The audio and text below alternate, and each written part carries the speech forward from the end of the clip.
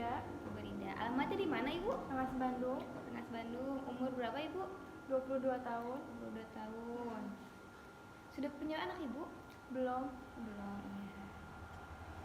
Baik Ibu, apa keluhannya Ibu? Saya ingin KB. Oh, PNKB.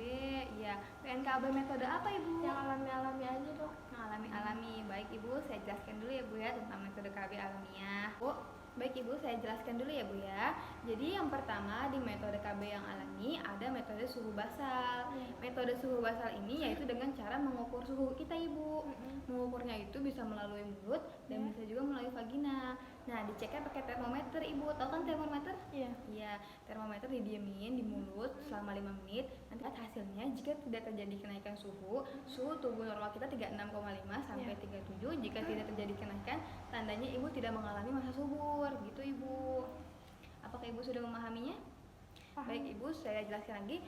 Tujuan metode suhu basal ini yaitu untuk mengecek masa kesuburan Ibu. Jadi untuk mengetahui Ibu sedang masa subur atau tidak. Jika tidak sedang masa subur, Ibu dapat melakukan senggama.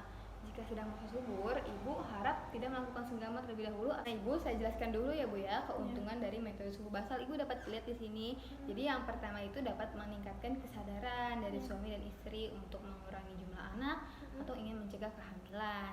Lalu membantu wanita yang mengalami siklus haid tidak teratur. Jadi kalau wanita yang haid tidak teratur, dia bisa ngecek dari melalui masa suburnya ini Bu dengan menggunakan termometer tadi.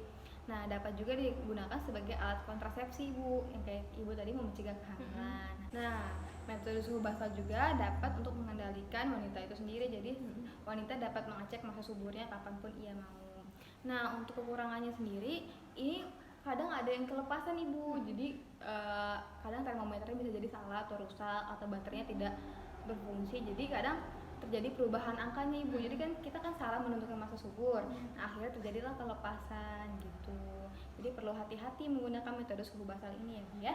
Apakah Ibu sudah memahaminya yang metode suhu basal? Paham. Baik Ibu, saya lanjutkan metode selanjutnya ya.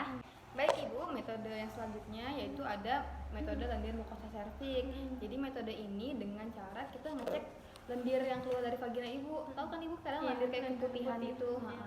Nah, caranya Ibu lihat nih di hari-hari Ibu, sepanjang hari Ibu pantau cairan yang keluar dari vagina Ibu. Ibu pantau bagaimana teksturnya. Jadi kalau apabila teksturnya lendir, basah, jernih, licin, nah itu tandanya Ibu udah sedang dalam masa subur. Nah, kalau lendirnya berwarna keruh dan teksturnya kental, nah tandanya Ibu tidak sedang dalam masa subur. Nah, kalau sedang tidak dalam masa subur, Ibu dapat melakukan senggama dengan suami Ibu. Begitu Ibu caranya. Jadi Ibu pantau seharian lendirnya, Ibu bisa menggunakan cotton bud atau tisu. Ibu perhatikan kan ya. Jadi kalau kelebihan dari metode ini Ibu mudah digunakan dan tidak memerlukan biaya karena Ibu bisa melakukan sendiri di rumah. Nah, metode ini juga dapat dilakukan untuk mencegah kehamilan. Nah, tetapi untuk kekurangannya sendiri dia kurang efektif Ibu. Karena banyak dari kita yang salah persepsi, salah menyangka itu sedang kental atau keruh, bening atau tidak. Jadi banyak yang salah dalam menentukan lendir tersebut Ibu. Nah, ini juga tidak cocok untuk wanita yang menyukai alat kelaminnya. Nah, ini juga nggak cocok buat orang yang punya infeksi saluran kemih. Jadi kalau yang punya infeksi pada saluran kemih atau vaginanya, ya nggak cocok pakai metode KB yang ini Ibu. Baik Ibu, selanjutnya metode KB yang alaminya ada coitus interruptus Ibu, yang saya sudah jelaskan tadi di awal. Metode coitus interruptus ini saat bersenggama laki-laki mengeluarkan sebelum cairan tersebut keluar di dalam Ibu. Jadi kalau sudah ingin mengeluarkan cairan, ia mencabut alat kelaminnya dan mengeluarkannya di luar Ibu. Manfaat dari ini itu mudah dilakukan Ibu dan dia efektif dan tidak perlu memerlukan biaya. Nah, tidak perlu ada persiapan khusus juga Ibu, jadi Ibu bisa melakukan kapanpun.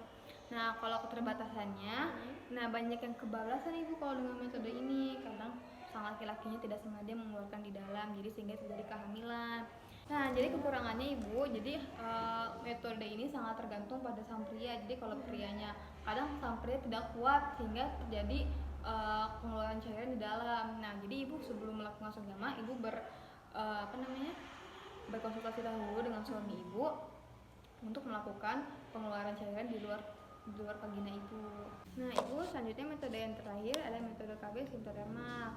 Nah, sintotermal ini sama Ibu dengan metode yang sebelumnya, yaitu untuk tidak melakukan senggama saat masa subur.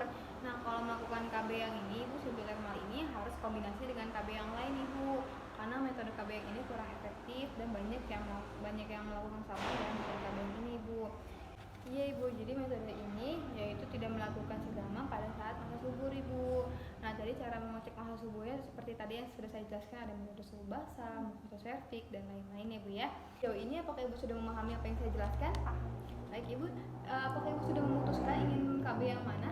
Yang suhu basah aja Suhu kayaknya basah enak. aja, iya. Ibu sudah punya termometernya? Belum. Ya, bisa dibeli di apotek sebelah ya, Bu ya.